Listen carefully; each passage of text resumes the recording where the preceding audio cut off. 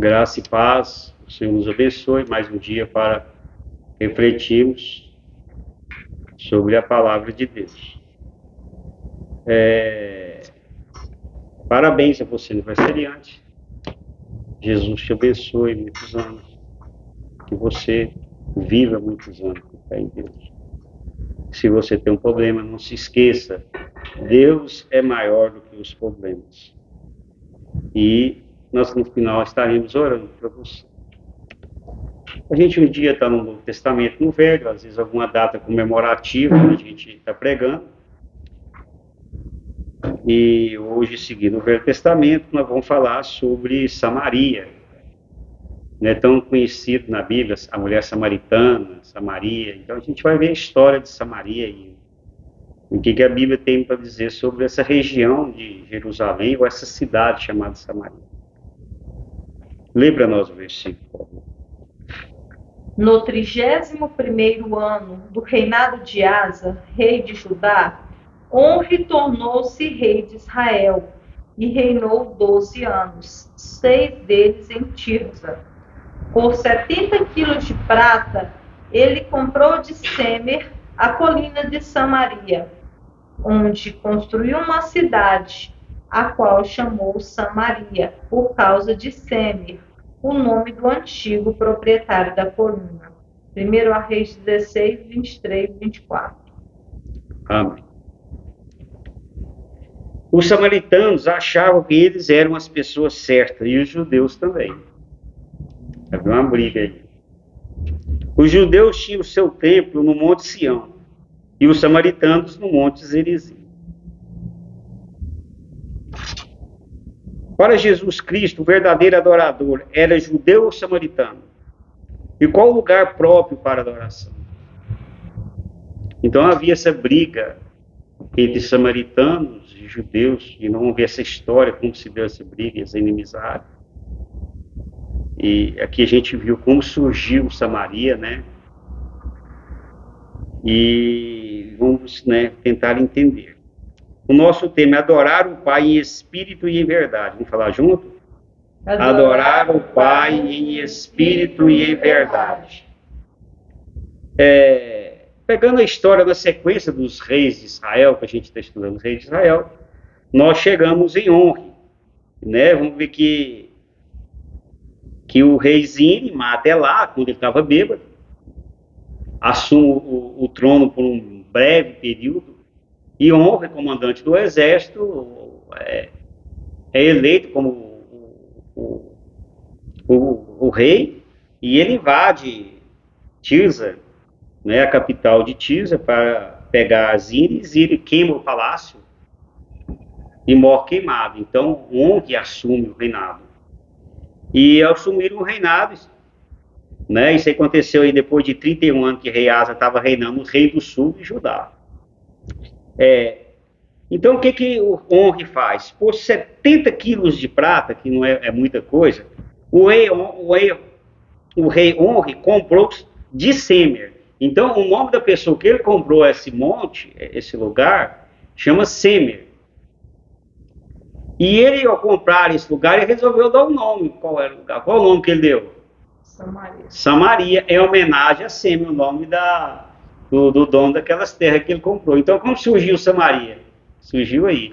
É o primeiro relato que nós temos de Samaria na Bíblia aí, que o rei Onri comprou de Semer, né, uma colina, uma montanha, e foi construído Samaria.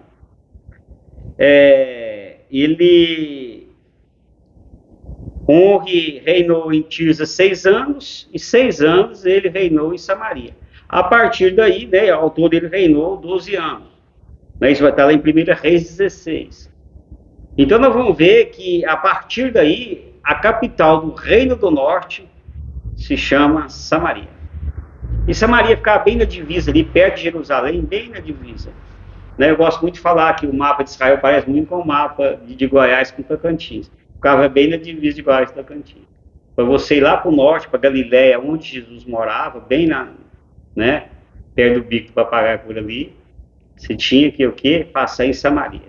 A gente vai ver o problema que tinha. Nós vamos ver que também na história, eu estou resumindo aqui, eu escrevi muita coisa, mas nem vou ler, que os assírios em 722, os assírios invadem o norte, Israel, não Judá. Judá vai ser mais tarde, em 586, se não estiver enganado, vai invadir, vai ser os babilônicos, vão invadir o reino do sul. Mas aqui é o reino do norte, em 722 a.C. E ao invadir, os assírios fazem o seguinte: eles pegam o pessoal, os judeus de Samaria, e mandam para a Síria. E pega estrangeiros de outras nações e manda para Samaria. E eles, quando foram para Samaria, levaram os deuses deles, a religiosidade deles. Isso desagradou a Deus, então Deus mandou um castigo. E o rei Assifa, e Deus falou que eles tinham que aprender sobre a lei dos judeus, a lei judaica. Aí o que ele fez? O rei Assírio contratou sacerdotes, pegou sacerdotes lá do exílio, pôs eles em Betel e ensinou eles a lei de Moisés. E o que acontece? Acontece que virou uma mistura. Porque eles aprenderam a lei de Moisés e ficou naquela mistura, um pouco lei de Moisés, um pouco paganismo. Ele não fugiu da religiosidade do país dele e ficou também fazendo a de Israel, né? A lei de Moisés. Então ficou misturado. E mistura de raça também. Então a gente vai ver lá mistura de raça, miscigenação ou mestinagem, né? Que é mistura de raça e mistura de religião, secretismo. Então ficou ali aquela região assim, estrangeiro, judeu, judaísmo, paganismo, e virou uma confusão aquela região. A gente vai ver que a mulher samaritana tinha uma vida muito errada em relação ao costume dos judeus. Bom, para os samaritanos, o monte sagrado é o Monte Gerizim, onde eles fizeram seu templo.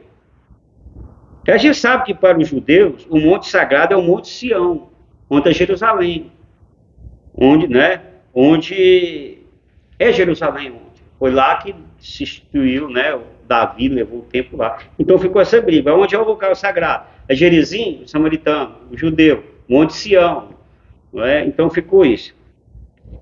Então eles creem que Abraão ia sacrificar Isaac no Monte Gerizim, né? E o judeu cria que ele ia sacrificar Isaac no Monte Moriá, que fica no Monte Sião. No Monte Moriá é como se fosse uma elevação maior em cima do Monte Sião, onde tem uma pedra onde ele ia sacrificar Isaac. E está lá onde né? A gente vai ver onde está hoje a mesquita do Domo da Rocha. Quando você olha o mapa de Israel, você vai ver uma mesquita amarela. Já viu isso? Né? Bem amarela, assim, a cúpula bem dourada, é a mesquita do Domo da Rocha. Ali é onde está a pedra, né, que os judeus, como os islâmicos, creem que Isaac ia sacrificar, Abraão ia sacrificar Isaac. Só que o islâmico crê que não é nem Isaac, né? É o filho da egípcia. Mas essa tem. Os samaritanos no tempo de Jesus. Então, no tempo de Jesus, existiam os samaritanos. Já não existia mais aquela diferença dos reinos do sul e do norte mais. Já não existia essa diferença. Mas ali, naquele centro ali, perto de Jerusalém, era uma região que estava firmada, os samaritanos. Quer dizer, todo Israel já tinha desligado daquelas práticas mestiças, né, uma coisa ou outra. Mas ali no centro, os samaritanos continuaram. E o que os judeus faziam? Para eles ir para o norte, lá para Galiléia, onde Jesus ficava, né, no mar de Tiberíades, ou mar da Galiléia, tinha que passar por Samaria. Então o que o judeu fazia? Ele cortava caminho, para não passar nele, porque considerava eles como pessoas impuras. Isso no tempo de Jesus. E os samaritanos dos dias atuais? Né? Os samaritanos dos dias atuais, eles ainda existem. É incrível isso, ainda existe samaritano. Então eles... mas esse, como a gente falou, que eles não são bem judeus, mas é misturado, então vamos ver que eles têm a Torá deles. A Torá é o Pentateuco, o 5 primeiros livros da Bíblia, escrito em samaritano, não hebraico, como é o judeu. eles,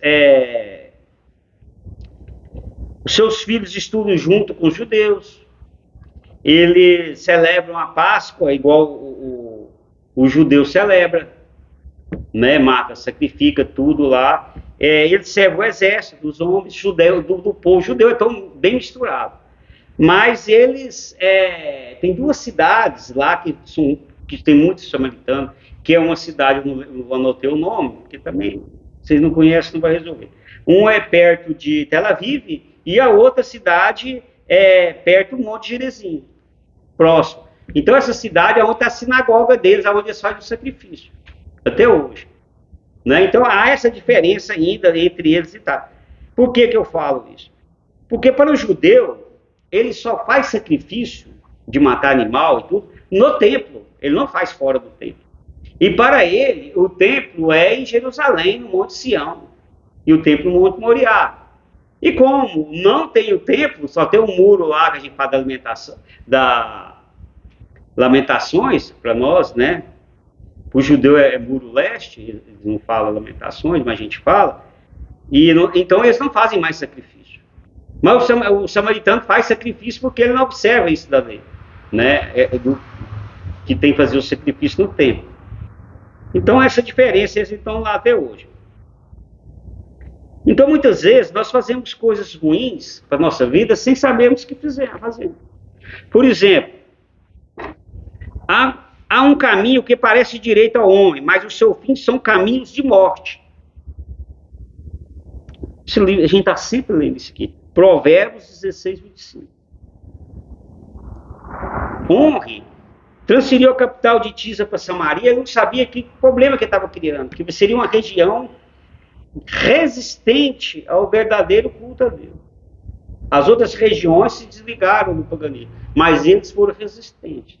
Eles afastaram-se de Deus, ficaram aquela coisa, nem cristão, né? nem judeu, nem cristão. Então, muitas vezes na vida, nós criamos certas coisas que nos afastam de Deus. E nós achamos que é coisa boa, vai dar dinheiro, eu vou aumentar o meu status, eu vou aumentar a minha renda, eu vou aumentar meu conhecimento, eu vou aumentar meu currículo, mas são coisas que afastam você de ler a Bíblia, de fazer visita, de orar. E você vai rumando, ou nós vamos rumando outras coisas para substituir isso, e que são tradições, que não é o verdadeiro cristianismo, não é a verdadeira vontade de Deus, e nós vamos enfiar na cara. Quando vê, a gente está afastado das coisas de Deus. Tem uma música do Feliciano Amaral que fala assim, de repente o amor já não mais existe. Ele diz assim na música. E de repente o amor não mais existe. Você está esfriado das coisas de Deus. Não te interessa. O seriado lá, né? A série, né, que eles falam está mais interessante, o passeio está mais interessante, a festa está mais interessante. E nós desviamos. Aí as coisas de Deus deixam para lá. E aconteceu muito com essa pandemia, pós-pandemia. As pessoas acostumaram a ver a televisão, acostumaram a fazer outras coisas. Voltar para a igreja está tão difícil. Então, muitas células fizeram igrejas vazias. E as pessoas estão tocando a sua vida aí, sem remorso, sem nada. E né? Carnaval. Quem está certo, samaritanos ou judeus? A mulher samaritana perguntou exatamente isso a Jesus. E Jesus lhe respondeu. A mulher samaritana perguntou exatamente isso a Jesus e ele lhe respondeu. Então ela vai perguntar, quem está certo? Eu, samaritana ou judeu? Disse assim Jesus a ela. Porque ela pergunta assim, e disse à mulher, Senhor, vejo que é profeta. Os nossos antepassados adoraram neste monte, Gerizim. Mas vocês, judeus, dizem que Jerusalém, Monte Sião, é o lugar onde se deve adorar. Jesus respondeu, creia em mim, mulher, está próxima a hora em que vocês não adorarão o Pai, nem neste monte Gerizim, nem em Jerusalém, no Monte Sião. Vai chegar um momento que não vai precisar, tem problema esse negócio de monte. Vai chegar uma hora que vocês vão adorar a Deus independente disso. Agora, antes de eu morrer e ressuscitar, isso é importante, mas não vai ter importância. E ele continua. Vocês, samaritanos, adoram o que não conhecem. Nós adoramos o que conhecemos, pois a salvação vem dos judeus. Ele veio para os seus não quiseram. No entanto, está chegando a hora, e de fato já chegou, porque Jesus já tinha vindo, em que os verdadeiros adoradores adorarão o Pai em espírito e em verdade. Então os verdadeiros adoradores adorarão a Deus em quê? Em espírito e em verdade, não interessa o local. Qual monte que é? São estes os adoradores que o Pai procura. É esses que Deus procura. Não é aquele que vai lá no Monte Gerizim ou aquele que vai no Monte Jerusalém. É aquele que são verdadeiros adoradores, que adoram em espírito e em verdade. Deus está procurando gente assim, porque não acha fácil. Né? Deus é espírito. E é necessário que os seus adoradores o adorem em espírito e em verdade. Meu espírito comunicando com Deus através do espírito em si, e em verdadeiro, não uma coisa falsa, cheia de ritual. Né? Nós estamos sempre, né, procurando coisa. Depois da vinda do Messias, Jesus Cristo, todos os rituais do judaísmo e dos samaritanos não tinham a menor importância. Não precisa mais fazer sacrifícios não precisa mais fazer sacrifício, porque Jesus foi sacrificado por nós uma vez por todas. Hebreus 9, 28, 1 Pedro 3, 18. O local não é mais importante, porque nós somos o templo do Espírito Santo. O Espírito Santo habita em nós, ou seja, fica dentro de nós. 1 Coríntios 6, 19. Então nós somos a igreja, nós somos o Monte Gerizim, nós somos o Monte Sião, porque o Espírito Santo habita em nós, nós comunicamos de Deus, nós somos o templo do Espírito. Está lá em 1 Coríntios 6, 19. Não precisa mais de sacerdote para fazer ligação entre Deus e nós. Jesus é o nosso sumo sacerdote. Hebreus 6, 9. O Espírito Santo é quem nos diz que somos filhos de Deus. Não é frequentar uma igreja, fazer adoração em um monte ou em algum local. Romanos 8, 16. Não devemos esquecer que frequentar uma igreja é importante pelo aprendizado, adoração conjunta, no compartilhamento de necessidades materiais e de oração, de amizade e assim por diante.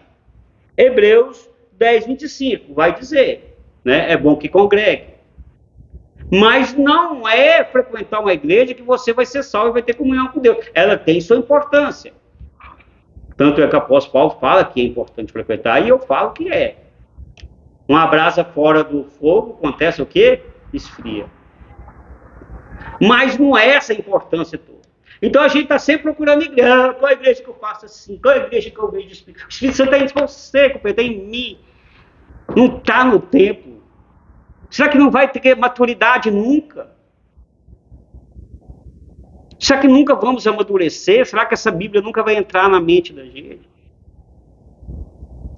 Vou procurar um lugar que tem oração poderosa, um louvor maravilhoso, e que faz assim, e que faz assim, e que faz assim. Não adianta. Se você não procurar se santificar, encher do Espírito Santo, ler Bíblia, orar, e levar uma comunhão e trabalho de evangelizar e fazer trabalho, você vai correr atrás e vai ser vazio. Está perdendo seu tempo. Isso é Bíblia. Tem essa referência bíblica aqui. Nós somos o templo do Espírito Santo. Jesus dizia assim: vai para o teu quarto, fecha a porta e ora ao Deus do Pai. Ali você não precisou do sacerdote, você não precisou do templo, você precisou de oração poderosa, nem do louvor maravilhoso, nada, você e o Pai. Não estou tirando a importância de frequentar a igreja. Tem muitos que não querem frequentar a igreja depois dessa pandemia. Jesus veio para os judeus samaritanos. A própria Bíblia responde. Eu esqueci de falar para você, aquele que eu li sobre o diálogo de Jesus com a mulher samaritana, está no Evangelho de João 4, 19 a 24. Eu esqueci de falar, Evangelho de João 4, 24. Jesus diz assim, né? O Evangelho de João de novo. Jesus veio para o seu próprio povo e eles o rejeitaram.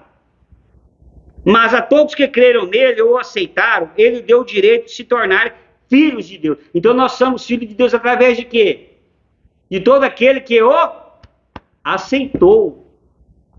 Não aquele que foi para o monte. Não aquele que foi para o Monte Gerizim ou para o Monte Sião, aqueles que aceitou Jesus, que nós somos cristãos.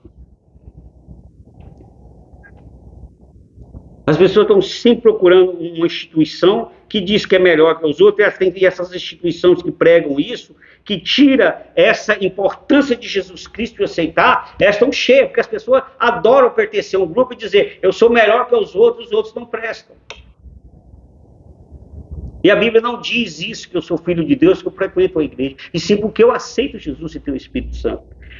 São esses não nasceram segundo a ordem natural, nem com resultado de paixão ou vontade humana, mas nasceram de Deus, é da vontade de Deus.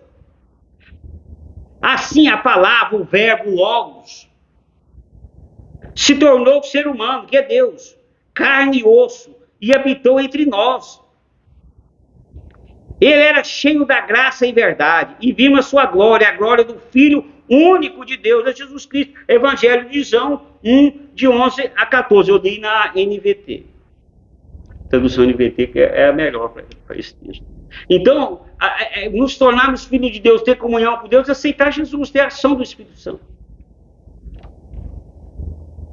Né? Eu li aí 1 João 11, né? Já falei, capítulo 1, versículo 14, de 11 a 14.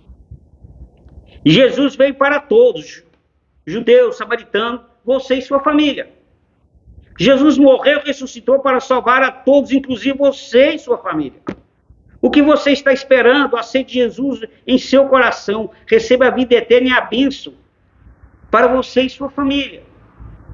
Aceite Jesus, a ação do Espírito Santo.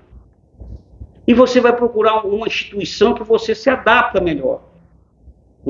A pregação te agrada, você tem amizade com as pessoas, isso é muito bom mesmo e você deve fazer. Mas não se esqueça que nós somos filhos de Deus, por cremos em Jesus Cristo. Por termos o Espírito Santo dentro de nós, Romano vai dizer. Aquele que não tem um Espírito não é filho de Deus, não é instituição. A instituição que tira essa importância, esse negócio da Bíblia, e põe sobre eles essa carga, eles estão cometendo um grande pecado contra a própria Bíblia e contra Deus. Lê a conclusão para mim. Não importa se a pessoa é samaritana, judia ou de qualquer nacionalidade. Não importa também o local de adoração. Quem crê em Jesus, o seu próprio corpo é o local onde o Espírito Santo mora. O seu próprio corpo é o local de adoração e comunhão com Deus. Amém. Não importa o que importa, né? Tá bom. Eu creio que para ter comunhão com Deus basta crer em Jesus e o Espírito Santo morando em mim. Eu creio nisso. Eu creio que para ter comunhão com Deus eu tenho que participar de um grupo religioso e frequentar um local apropriado. Qual dos dois que eu creio? Né? Conheci uma instituição que ela tinha um livro assim, os fundamentos da igreja tal.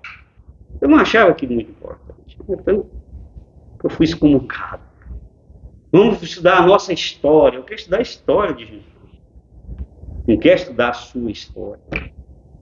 A nossa importância. Nós, os Joãos, nós, os Pedros. Que nós, os Pedros, eu sou discípulo de Jesus. Eu não estou fazendo questão de participar de um grupo. Tem que ter maturidade, gente. Criamos um evangelho vazio, falta de conhecimento da palavra. E está essa confusão toda aí. Vamos falar a oração repetida? Pai perdoador. Pai perdoador. Obrigado pela salvação em Jesus. Obrigado pela salvação em Jesus. Não me deixe criar obstáculos. Não me deixe criar obstáculos. Para deixar de ser um verdadeiro adorador. Para deixar de ser um verdadeiro adorador. Em nome de Jesus oro. Em nome de Jesus oro. Todos juntos? Amém. A Bíblia diz em Romanos 8, a Bíblia diz em Romanos capítulo 8, versículo 26, 27 e 34, que tanto o Espírito Santo como o próprio Jesus está pedindo bênção a nós, a Deus Pai. Ele intercede por nós, todos dois. lá no céu. Nós temos essa esperança. Basta você ter fé e pedir a Deus, em nome de Jesus, o que você está precisando. Basta ter fé, peça em nome de Jesus a Deus, Pai. Para Deus não importa o tamanho do seu problema, Ele é maior do que o seu problema. Ele é maior que a doença, qualquer doença é maior que o problema. Nós temos que crer no milagre e pormos a nossa fé em prática. Então nós temos esperança, senão nós vamos desesperar, porque há coisas que são extremamente difíceis e desesperadoras. E a gente convive com isso. Para Deus nada é impossível. Está lá em Lucas 1,37. Tudo que pedimos em oração, crendo, tendo fé, nós recebemos. Mateus 21:22. Ponha diante de Deus o seu problema. Qual o seu problema? Ponha diante de Deus, tenha essa fé. Jesus veio para nos dar esperança, morreu numa cruz, se fez homem, para que tivéssemos muita esperança, tanto aqui na terra como no céu. Um dia nós estávamos com Ele. Jesus continua sendo o mesmo Deus dos milagres. Esse dia conversando com uma pessoa recente, e a pessoa falou para ela assim, não tem jeito, o que eu posso fazer é isso. Aí a pessoa falou assim, eu achei muito boa a resposta dela, então eu tenho que esperar no milagre, né? Ele falou, exatamente. Ela lembrou que existe um milagre. Não tem jeito, nós podemos fazer isso. Aí falou assim, mas existe um milagre. Aí falou, existe um milagre. E nós temos que acreditar no milagre. Se Deus não quis fazer esse milagre, a sua fé, nossa igreja não sabe, Deus é o Deus do consolo. Mas sempre Deus está na frente de tudo. Essa é a esperança que nós temos. E que você entregue seus problemas diante de Deus, entregue sua vida e que Deus te ama e quer fazer o melhor para você. Quero orar com você. Senhor Deus, querido Pai, seja qualquer que for o Senhor, o problema, Jesus, seja qualquer que for, Senhor, a situação, o mais difícil que seja, nós cremos no Teu milagre, Senhor. Seja um problema familiar, seja um problema, Senhor, de saúde, seja um problema com filhos, Senhor, de vícios, seja a pessoa precisando de um emprego, Jesus, seja a pessoa precisando, Senhor, de uma solução que encontre, Senhor, alguma depressão na família, tendência de suicídio. Oh, meu Deus, seja qual for o problema, quantos problemas, Senhor, pessoas de limitação física, muita pessoa na vida de crime, meu Deus, nós precisamos do Teu milagre. Eu te peço para a vida dessa pessoa, Senhor, que está orando, que o Senhor faça um milagre em sua vida, Jesus. Enche seu coração de fé, enche seu coração de esperança. Oh, Senhor, que o seu milagre existe, Senhor. Que você faça milagre em sua vida, em sua família.